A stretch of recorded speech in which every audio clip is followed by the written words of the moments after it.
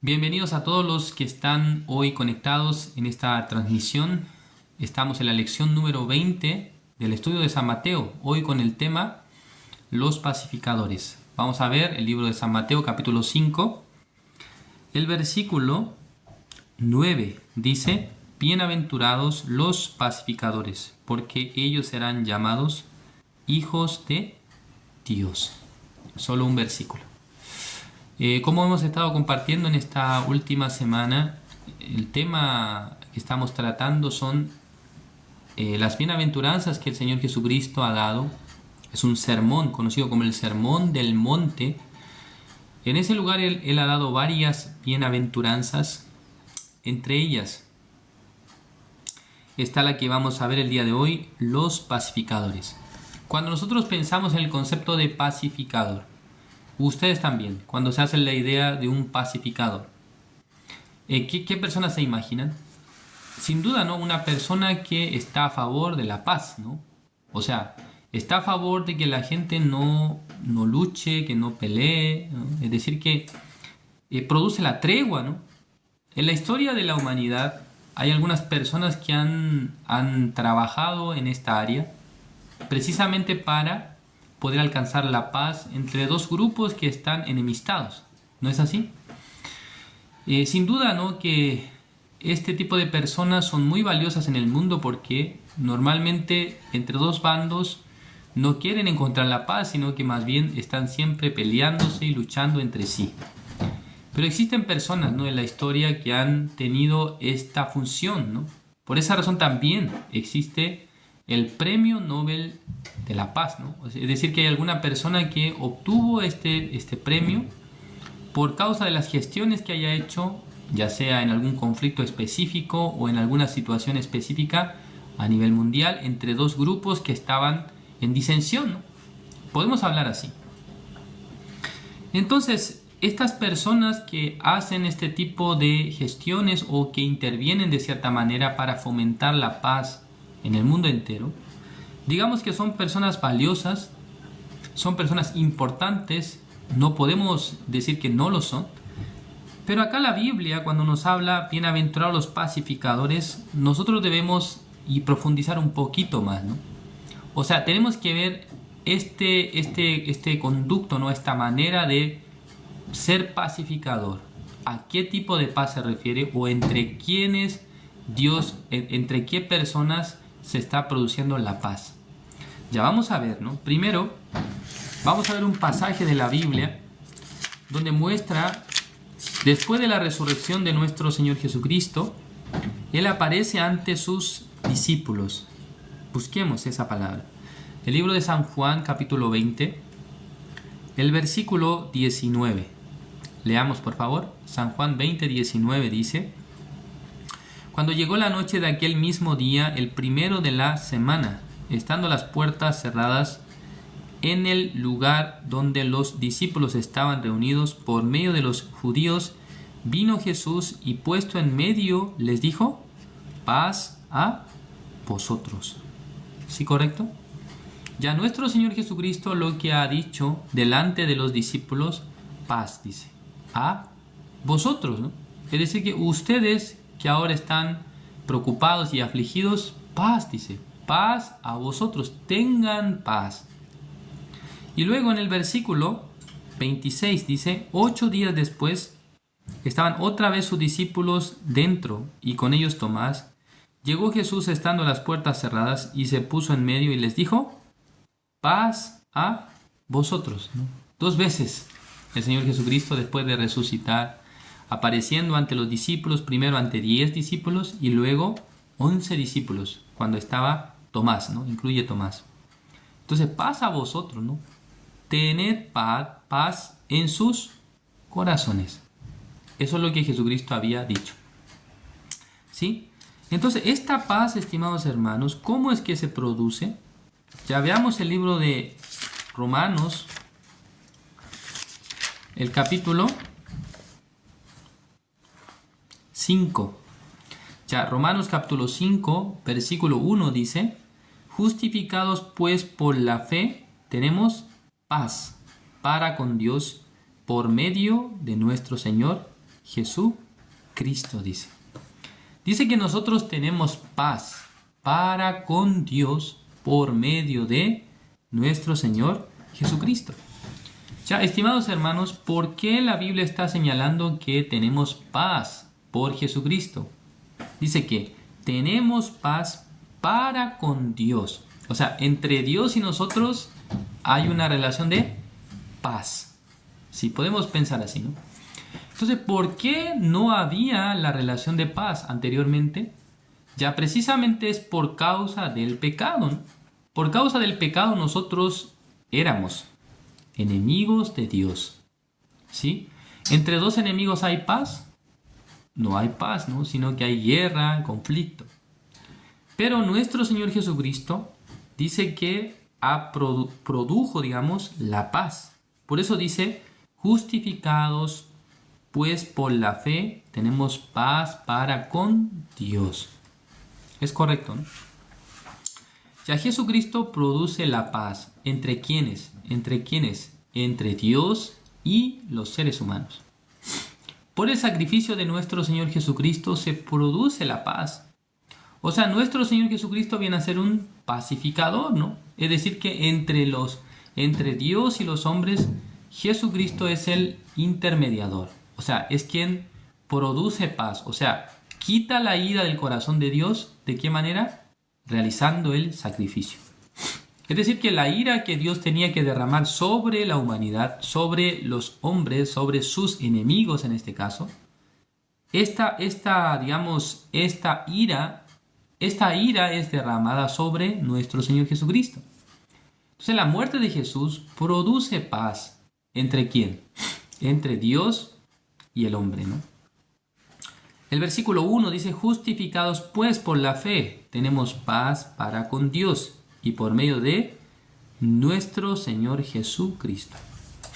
Versículo 2, por quien también tenemos entrada por la fe a esta gracia en la cual estamos firmes y nos gloriamos en la esperanza de la gloria de Dios. Entonces ustedes, hermanos, ¿cómo es que podían alcanzar paz con Dios? Cuando ustedes han vivido una vida intachable, entonces ustedes podrán estar en paz con Dios. La Biblia no nos relata eso, sino que constantemente el hombre, cuando evalúa sus obras, siempre se siente falto ante Dios. Siempre se siente que le falta algo, porque siempre estamos equivocándonos, errando, ¿no? A veces decidimos de manera incorrecta. Entonces, ¿cómo el hombre que es, digamos, el hombre que no tiene la capacidad de hacer bien constantemente, entonces, ¿cómo podría el hombre estar en paz con el Dios santo y justo? La única manera de alcanzar la paz es por medio de nuestro Señor Jesucristo. Por eso también cuando nosotros leemos en el Antiguo Testamento, también podemos encontrar cómo y cuando habla acerca de nuestro Señor Jesucristo, acerca de la profecía del nacimiento de nuestro Señor Jesucristo, precisamente estaba mencionando ¿qué cosa? Está mencionando que entre las características de Jesús está ¿qué cosa? Veamos. El libro de Isaías capítulo 9, versículo 6. Dice, porque un niño nos es nacido, hijo nos es dado, y el principado sobre su hombro, y se llamará su nombre admirable. Y luego, consejero, Dios fuerte, Padre eterno, y finalmente, príncipe de paz. Jesucristo es quien puede realmente producir la paz. Ya, ¿la paz en qué sentido? Puede producir la paz entre Dios y nosotros, ¿no? Entre Dios y el hombre. ¿Cómo produce la paz? A través del sacrificio de Cristo se limpia el pecado, ¿no? Entonces ya Dios no puede derramar su ira sobre nosotros porque ya nosotros fuimos perdonados, fuimos lavados de nuestros pecados. Entonces ya Dios no puede derramar la ira sobre el hombre, sino que entre el hombre y Dios llega paz. Llega a haber una relación de paz, ¿no? Porque ya no hay más conflicto por el pecado, ¿no? En el corazón del hombre ya fue limpio de pecado, por lo tanto ya Dios no tiene impedimento para poder tener la relación con el ser humano. En este caso, con uno que ha sido justificado, con uno que ha sido limpio de sus pecados. Entonces la obra de Jesús, hermanos, es precisamente cambiar la relación, reconciliar al hombre con Dios. Esto es el trabajo de nuestro Señor Jesucristo. Acá el libro de Romanos 5, versículo 10. Vamos a ver acá, Romanos capítulo 5, ya veamos el 9, perdón. Romanos 5, 9. Pues mucho más estando ya justificados en su sangre, dice, por él seremos salvos de la ira, ¿no? Ya por Jesucristo somos salvos de la ira. ¿De quién? De Dios, ¿no? De Dios contra el pecado, contra los pecadores. Entonces, por Jesucristo nosotros fuimos salvos de la ira, o seremos salvos, dice, de la ira. Cuando Dios derrame la ira sobre este mundo, sobre los pecadores, y luego los envíe al lago de fuego, entonces nosotros, dice, seremos salvos de esa situación. Y luego el versículo 11, y no solo esto, sino que también nos gloriamos en Dios por el Señor nuestro Jesucristo, por quien hemos recibido ahora la reconciliación, dice. ¿Sí? Ya, una reconciliación. Después de un conflicto, después de una pelea, lo que le sigue es una reconciliación. Entre las parejas a veces se discuten, se pelean, pero hay un momento, ¿no?, para reconciliarse, ¿no?, para volver a conversar, ¿no?, para volver a hablar nuevamente. Hay algunos matrimonios que pelean, ¿no?, por alguna situación, tienen una discusión fuerte. A veces pasando un día ya se repara, a veces pasa durante un año, a veces pasa durante una semana, a veces 2 semanas. Creo que algunos hasta un mes puede que estén enojados, ¿no?, aunque viven en la misma casa, pero no se hablan. En mi caso, creo que con mi esposa hemos estado bien enojados 1 o 2 días, tal vez hasta 3 días, según mi opinión. No sé ella cómo piensa, ¿no? Pero a mí personalmente el enojo se me pasa muy rápido, ¿no? En el momento a veces estoy muy molesto y enojado, pero pasando un momento, masticando un poco la situación, ya para mí ya no hay problema, ¿no? Es decir, que fácilmente se va de mi corazón la molestia y el enojo. Así puedo decir. Pero acá la Biblia nos está hablando de la relación entre Dios y nosotros. Para ser reconciliados con Dios era necesario un sacrificio, ¿no? El sacrificio de nuestro Señor Jesucristo. Entonces ahora nosotros, que somos personas que han sido reconciliadas con Dios, en el corazón de cada uno de nosotros, ¿cuál debería ser el nuevo proyecto de vida? ¿O cuál debería ser el proyecto de nuestra vida? Ya, escuchen bien esto, hermanos. Aunque ustedes no sean pastores, aunque ustedes no sean evangelistas o sean ministros de la iglesia, pero en ustedes también Dios produjo la reconciliación. Por lo tanto, ustedes en su corazón podrán pensar así: si yo fui reconciliado con Dios, entonces debe haber otras personas que están enemistados con Dios, ¿no?, que están peleados con Dios en algún sentido. Entonces, ¿cómo nosotros podemos hacer para que ellos puedan amistarse? No sé si es la palabra correcta, o ya no estar enemistados con Dios. ¿Cuál sería la manera? Bueno, en el libro de Romanos nos explica aquello. En el capítulo 10, veamos acá, Romanos capítulo 10, el versículo 13. Vamos a buscar desde el versículo 13, leo, dice así: porque todo aquel que invocare el nombre del Señor será salvo. ¿Cómo pues invocarán a aquel en el cual no han creído? ¿Y cómo creerán en aquel de quien no han oído? ¿Y cómo irán sin haber quien les predique? Versículo 15. ¿Y cómo predicarán si no fueren enviados? Como está escrito, dice: cuán hermosos son los pies de los que anuncian la paz, de los que anuncian buenas nuevas. Ya acá el texto en el capítulo 10, versículo 15, el apóstol Pablo dice que cuán hermosos son los pies de los que anuncian la paz, de los que anuncian buenas nuevas. Está escrito así, ¿no?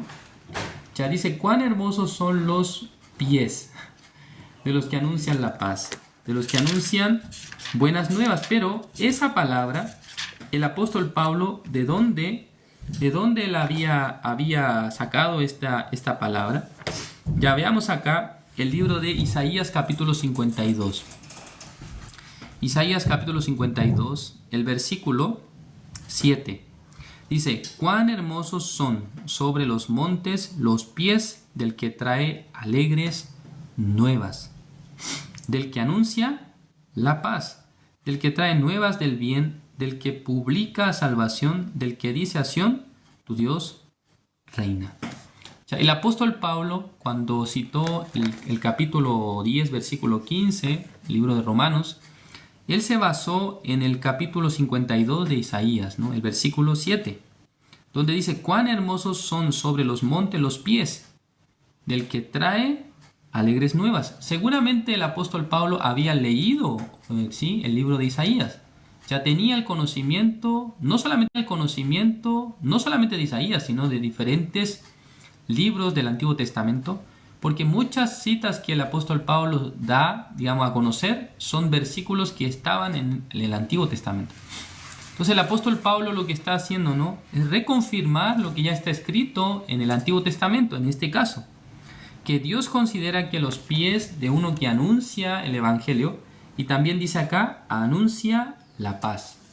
¿Sí? Entonces, anunciar el Evangelio es sinónimo de anunciar la paz.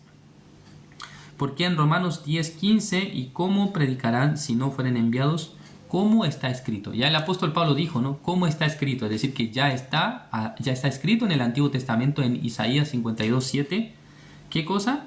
Cuán hermosos son los pies de los que anuncian la paz, de los que anuncian buenas nuevas.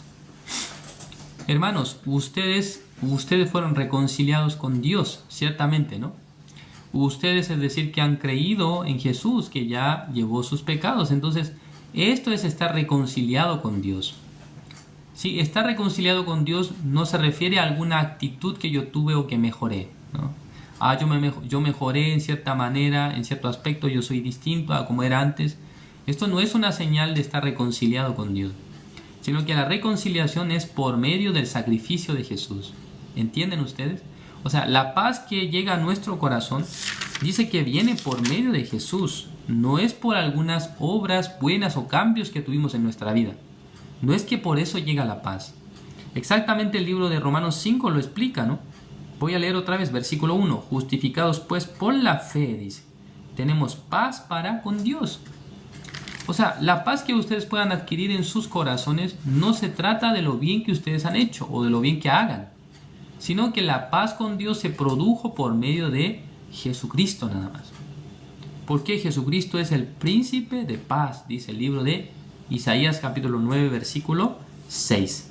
Y acá finalmente lo que hemos leído, Romanos 10:15, cuán hermosos son los pies de los que anuncian la paz. Ya, ¿quiénes son los que anuncian la paz? Son los que ya habían recibido la paz, los que habían sido reconciliados con Dios. Ellos también deben anunciar la paz. O sea, Dios dice que los envía. Por eso acá en el versículo 14, ¿no? Dice, ¿cómo pues invocarán a aquel en el cual no han creído? Se refiere a los que todavía no han creído, ¿no?, en Jesús. ¿Cómo pueden invocar el nombre de Él? Y luego dice, ¿y cómo creerán en aquel de quien no han oído? Está hablando de lo mismo, ¿no? O sea, ¿cómo alguien puede llegar a creer del cual nunca oyó, del cual nunca escuchó? Por esa razón, finalmente dice, ¿y cómo oirán sin haber quien les predique? O sea, para que alguien pueda escuchar el Evangelio, sí o sí debe haber alguien que les predique, ¿no? Es decir, que esto no se logra por algún sueño o por algún ángel que aparece en los cielos y que le anuncia el Evangelio a las personas, sino que debe haber una persona asignada que debe anunciarles el Evangelio. Claro, si nosotros hablamos de la época antigua, para anunciar el Evangelio sí o sí es necesario el encuentro, ¿no?, personal entre dos personas, uno que está siendo el pecador y otro que es el que es justo, ¿no? Entonces, cuando el justo se encuentra con el pecador, le puede explicar el Evangelio. Pero en esta época, o sea, en esta época moderna, ¿no?, en esta época donde existen las telecomunicaciones, donde existen los medios de comunicación, donde existen las redes sociales, existen estas plataformas, ¿no?, donde nosotros estamos compartiendo el mensaje por medio de, en este caso, de TikTok. ¿Es correcto? Ya. Esto quiere decir que a veces nosotros hemos compartido por medio de estas redes, entonces tenemos la esperanza y la convicción de que alguien al otro lado que escucha pueda llegar a creer. ¿Sí me entienden, no? Es decir, no solamente el escuchar de la manera presencial, sino también el escuchar de manera virtual. En el tiempo de la pandemia recuerdo muy bien que nuestra misión hizo la transmisión en vivo y más de 300 medios de comunicación han publicado el sermón del pastor Oxupar. Se dice que más de 1.000 millones de personas escucharon el mensaje, según las estadísticas, ¿no?, que se han estimado en el mundo entero. Entonces imagínense, ¿no?, la población mundial es de 7.000 millones de personas. Entonces, mil millones de personas dice que han escuchado. Es un número alto, ¿no?, para la población completa. Claro, no es ni el 50%, digamos, ¿no? O sea, 3.5 sería el 50%, ¿sí? Vamos a pensar un 20%, ¿no? O tal vez un poco menos, ¿sí? Entonces, digamos que es un número alto que escuchó el Evangelio, ¿no? Porque acá la Biblia dice que en el versículo 14, la parte final, ¿y cómo irán sin haber quien les predique? Entonces, para Dios es muy valioso uno que predica el Evangelio, o también anuncia la paz. Es importante, ¿no? Esto es un pacificador, ¿sí? No solamente cuando ustedes actúan como personas que contienen, ¿no?, a alguno que está bien enojado, entonces le hablan para que se calme, ¿no? O sea, esto también, digamos, es un acto de pacificador. Pero lo que la Biblia habla de pacificadores, ¿no?, principalmente se refiere uno que puede anunciar la paz a otros, ¿no? Es decir, que ser pacificadores, ¿entre quién? Entre Dios y uno que es pecador. Entre Dios y una persona que todavía no conoció el Evangelio. Entonces, el ser pacificador, ¿no?, entre Dios y los hombres. Dios no ha permitido a los ángeles cumplir esta función, sino que entre los seres humanos son encargados de realizar esta obra, precisamente o más precisamente entre los justos, entre los que han sido salvados, los que han sido limpios de sus pecados, los que ya fueron reconciliados con Dios, a los cuales ya se les anunció la paz. Un día Dios también utiliza la vida de tales personas para anunciar la paz a otros que todavía no han adquirido esta salvación. Hermanos, realmente el libro de San Mateo capítulo 5 nos arroja las bienaventuranzas que señalan constantemente cuál es la obra de Jesús, ¿no? O sea, Jesús en muchas facetas, visto desde muchos conceptos y ángulos, es realmente quien produjo, ¿no?, realmente la vida en nosotros. O sea, ha producido, digamos, la reconciliación con Dios. Jesucristo viene a ser el centro del mensaje de la Biblia. Jesucristo viene a ser lo principal que la Biblia nos señala. Entonces, a modo de ejemplo, Jesucristo anunció la paz. Nosotros, teniendo el Evangelio en nuestros corazones, podemos también anunciar la paz. ¿Por qué? Cuando somos enviados, dice, ya podemos anunciar la paz. Espero que todos ustedes, sin duda, se consideren personas que están siendo justas, están siendo personas que se han reconciliado con Dios, a quienes ha llegado la paz, y con esta paz ustedes puedan anunciar el mensaje a otros, puedan predicar el mensaje a otros. Ustedes son quienes puedan promover la paz. Finalmente, leamos a Mateo 5:9. Bienaventurados los pacificadores, porque ellos serán llamados hijos de Dios. Amén. Ya los pacificadores son llamados hijos de Dios. Es correcto, ¿no? Porque siendo pacificadores, ya han sido justificados, ya son limpios de sus pecados. Entonces, puede ser llamado hijo de Dios. No es que una persona en el mundo por producir la paz entre dos países es llamado hijo de Dios. No es correcto hablar así. Sino que uno que aceptó el Evangelio, recibiendo la salvación, aceptando el perdón de los pecados, esta persona se puede llamar hijo de Dios. ¿No es así? No puede una persona, por mucho que tenga el carácter de pacificador, sin haber recibido la salvación, ser llamado hijo de Dios. Sin haber creído en Jesús, ser llamado hijo de Dios. ¿Entienden ustedes? Por eso, el ser pacificador se refiere el ser pacificador, es decir, anunciar la paz, es decir, producir la paz entre Dios y los hombres. ¿Cómo se produce esta paz? Por medio del Evangelio. Por medio de Cristo Jesús podemos ser pacificadores. Gracias por su atención. Así vamos a terminar el estudio de hoy. Oremos. Dios Padre, Señor, le agradecemos. En esta mañana nos ha permitido su palabra. Estamos viendo hoy una de las bienaventuranzas, el ser pacificadores. Nuestro Señor Jesucristo era Rey de paz, Príncipe de paz. Realmente nosotros fuimos alcanzados por el Evangelio, fuimos rescatados, ahora somos salvos, que podemos anunciar la paz a otras personas. Espero que utilice nuestras vidas para anunciar esta paz, este Evangelio. Gracias, Señor, por todo. Oramos en el nombre de su Hijo amado, nuestro Señor Jesucristo. Amén. Yo no puedo merecer tu preciosa salvación. Derramaste en mí la fe, tu muerte me santificó.